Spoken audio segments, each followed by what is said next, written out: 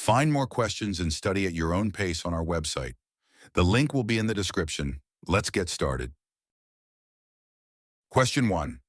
Your company uses the Firewall Insights feature in the Google Network Intelligence Center. You have several firewall rules applied to compute engine instances. You need to evaluate the efficiency of the applied firewall rule set. When you bring up the Firewall Insights page in the Google Cloud Console, you notice that there are no log rows to display. What should you do to troubleshoot the issue? Option A. Enable virtual private cloud flow logging. Option B. Enable firewall rules logging for the firewall rules you want to monitor. Option C. Verify that your user account is assigned the compute, network admin, identity, and access management role. Option D. Install the Google Cloud SDK and verify that there are no firewall logs in the command line output. To troubleshoot the issue of no log rows displaying in the Firewall Insights page of the Google Cloud Console, you need to enable firewall rules logging for the specific firewall rules you want to monitor. This feature is necessary for the firewall logs to be generated and displayed in Firewall Insights, allowing you to evaluate the efficiency of your firewall rule set. Question 2.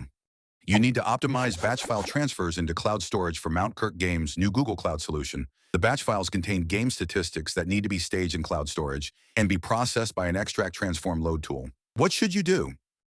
Option A. Use gsutil to batch move files in sequence. Option B. Use gsutil to batch copy the files in parallel.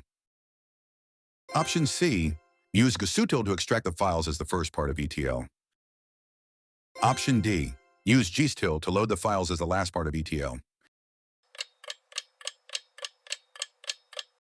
To optimize the batch file transfers into cloud storage, you should use gsutil to batch copy the files in parallel. This approach leverages multi-threaded or multi-processing capabilities, significantly improving the transfer speed and efficiency by handling multiple files at once instead of sequentially. This method is suitable for staging large volumes of game statistics files before they are processed by an ETL tool. Question 3. Your web application uses Google Kubernetes Engine to manage several workloads. One workload requires a consistent set of host names even after pod scaling and relaunches. Which feature of Kubernetes should you use to accomplish this? Option A. Stateful sets. Option B. Role-based access control. Option C. Container environment variables. Option D. Persistent volumes. Stateful sets are a Kubernetes feature designed to manage stateful applications requiring persistent and stable identities for each pod. They ensure that each pod has a consistent host name, even after scaling and relaunches, making them ideal for workloads that depend on stable network identities. Question 4. The Dress4Win security team has disabled external SSH access into production virtual machines on Google Cloud Platform. The operations team needs to remotely manage the VMs, build and push Docker containers, and manage Google Cloud storage objects. What can they do? Option A. Grant the operations engineer access to use Google Cloud Shell. Option B.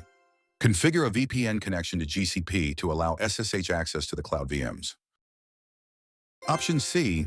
Develop a new access request process that grants temporary SSH access to cloud VMS when an operations engineer needs to perform a task.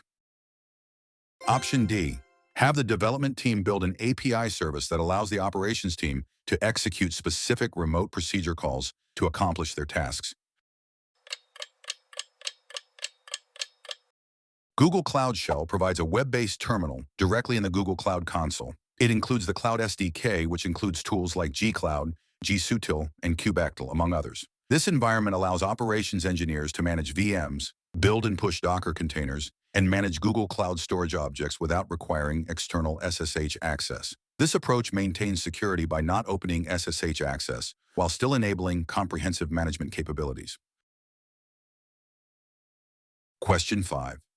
You created a pipeline that can deploy your source code changes to your infrastructure in instance groups for self-healing. One of the changes negatively affects your key performance indicator. You are not sure how to fix it. An investigation could take up to a week. What should you do? Option A. Log into a server and iterate on the Fox locally. Option B. Revert the source code change and rerun the deployment pipeline. Option C. Log into the servers with the bad code change and swap in the previous code. Option D, change the instance group template to the previous one and delete all instances.